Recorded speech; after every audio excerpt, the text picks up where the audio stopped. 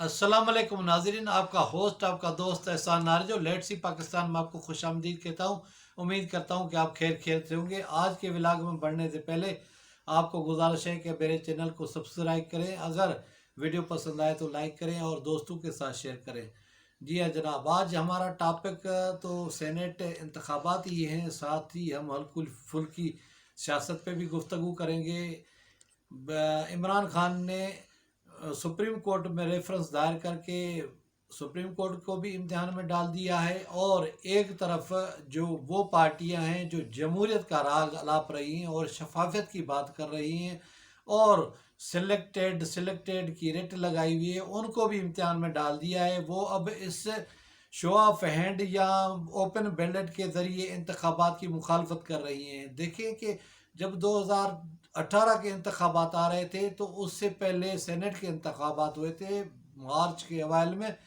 तो इमरान खान के कुछ मेंबरान ने गद्दारी की थी एमपीएस ने, और उन्होंने ये देखे बगैर के आगे इंतखाबात है आम इंतखाबात, उसने उनको पार्टी से निकाल दिया था। शाहजो नाजरी कोई बंदा इस तरह का बड़ा रिस्क ले सकता है कि वो अपने इंतखाबात में जा रहा हो, अपने ही पार्टी के लोगों को निकाल दे कि उन्होंने ज़मीर का सौदा किया है।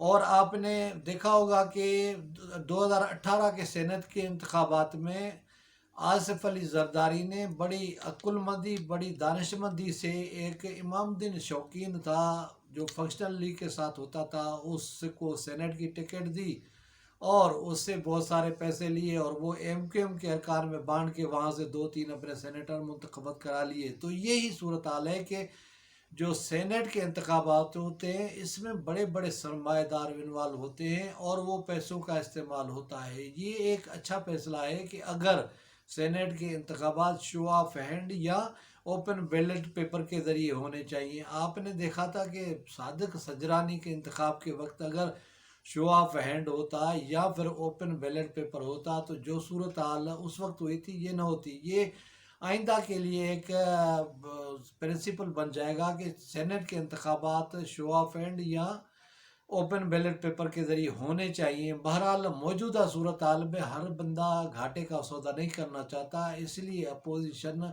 नहीं चाह रही कि ओपन से बैलेट के ज़रिए सेनेट के इंतखाबात हो, क्योंकि आपको पता है ना कि कम अज़ कम दो पार्टियों ने बड़ा माल बनाया है, बड़ा पैसा बनाया है, जिसमें नून लीग है और पीपल्स पार्टी है। तो ये अपने रफ़का को अपने लोगों को कामयाब कराने के लिए पैसों का भी इस्तेमाल करते हैं और उनको आगे ले आते हैं। अभी ये अदलिया के लिए भी इम्तिहान है कि वो इस रेफरेंस को किस नज़र से देखती है। बहरहाल अगर अभी न सही तो आगे से ही जब इमरान खान के पास अक्सरियत आ जाएगी सेनेट में, तो मेरे ख्याल में ये कानून बन जाएगा कि सेनेट के इंतखाबात ओपन बैलेट पेपर के ज़रिए होने चाहिए और शो ऑफ हैंड के ज़रिए होने चाहिए, क्योंकि असल जो M P S M N S के वोटों का तकद्दुस होता है वो आके यहाँ मजरू होता है, वो लोग जो इनको मुंतखब करते हैं। आपको मैं यहाँ एक वाक़या सुनाता हुआ चलूँ कि 2006 के सेनेट के इंतखाबात थे, तो एक एम यानी जमीयत उलमा इस्लाम का एम पी ए था, यहाँ नाम लेना मुनासिब नहीं समझता मैं। तो हम किसी दोस्त के पास बैठे हुए थे, बड़ा बारिश बड़ा नेक और दरवेश इंसान था। तो मरहूम अमन खान अबड़ू और मैं था और पीर फजल हकम मर्दान वाले, तो हम तीनों बैठे हुए थे। तो वो कहते थे कि यार मैं आजकल बड़ा मुसीबत में हूँ। तो मैंने उनको कहा कि आप एमपीए हो कि आप कैसी मुसीबत में? कह रहा है आप मत पूछें अबड़ो साहब, मुझे मशवरा दे मैं क्या करूँ। मेरा 3 दिन से जो है ना बीवी बच्चों ने घर में आना बंद कर दिया है। वो कह रहे हैं कि 2007 में आम इंतखाबात होंगे और अभी ये इलेक्शन हो रहे हैं, तुझे जो 25 करोड़ मिल रहे हैं वो ले ले, हमें ज़िंदगी भर काम आएंगे, हम कारोबार करेंगे, ये करेंगे वो करेंगे। तो मैंने उनसे पूछा कि आपका ज़मीर क्या कहता है? कहता है मेरा ज़मीर कहता है कि मैं ऐसे पैसे पे लानत भेजता हूँ, मैंने ये काम नहीं करना और मैंने पैसों के पीछे नहीं दीन ईमान बेचना है। तो जनाब ये सूरत हाल होती है।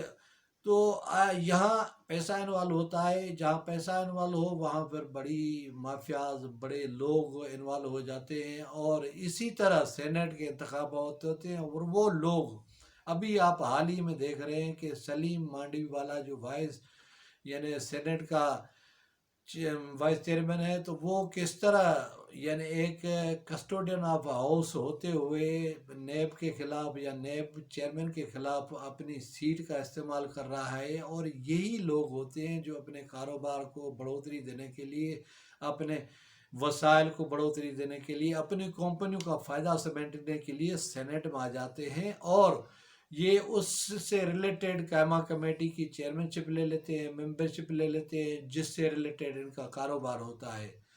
तो यह बात सेनेट के इंतखाबात से होते हुए हम चलते हैं कि कल मर्दान का जलसा हुआ।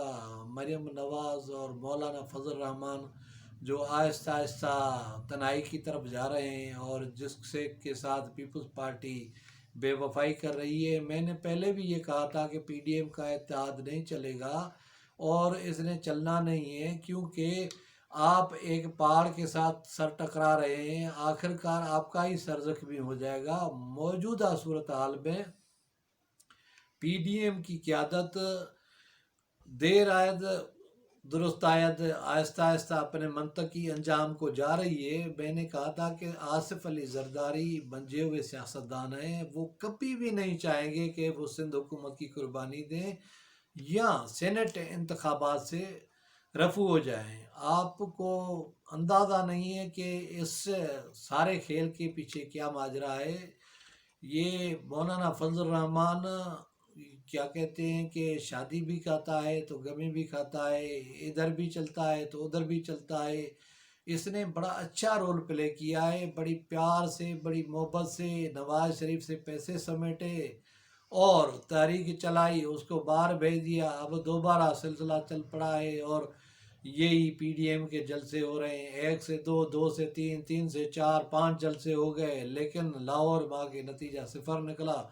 यही सूरत हाल है कि ये दोनों विकेट खेल रहा है, और मौजूदा सूरत हाल में जो सियासतदान गंदे हुए हैं, ये सारा कमाल मौलाना फजल रहमान का है। मैंने पहले भी कहा था कि मौलाना फजल रहमान कच्ची गोलियां नहीं खेलता, ये बड़ा चालाक, ज़ेरक और होशियार सियासतदान है। और ये हमा वक्त जब भी इक़्तिदार में आया तो इसने इस्टेब्लिशमेंट का सहारा लिया, और मौजूदा हालात में भी इसने कोई गलत खेल नहीं खेला। उसने बहुत अच्छा किया है, अपना जो होता है उसने रोल प्ले किया है। पीपल्स पार्टी और नवाज लीग को गंदा करने में कोई कसर नहीं छोड़ी।